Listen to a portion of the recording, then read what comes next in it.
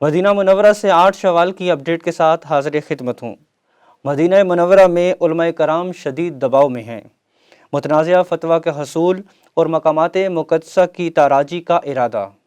السلام علیکم ورحمۃ اللہ وبرکاتہ۔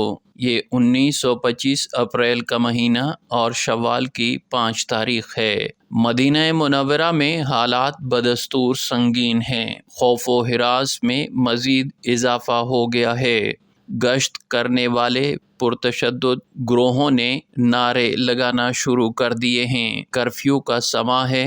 دباؤ کے شکار علماء کرام پر شاہی دھونس نے کام کر دیا ہے اور قاضی القضات مدینہ منورہ نے متنازع فتویٰ حاصل کر لیا ہے۔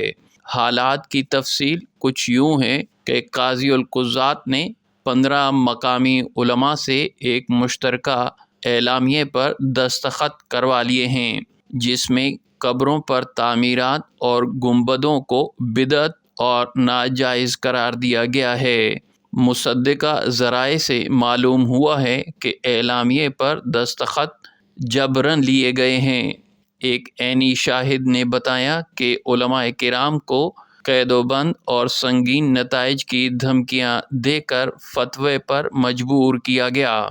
متنازع غیر اسلامی فتویٰ جاری ہوتے ہی حکام نے شہر میں منادی کرا دی ہے کہ جلد ہی اصلاحی اقدامات کے تحت غیر شرعی عمارتوں کو ہٹایا جائے گا۔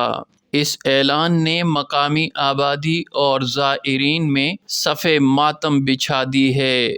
خدا خیر کرے۔ مزید خبروں کے لیے والعصر کے ساتھ رہیے۔ اگلی خبر کا انتظار کیجیے۔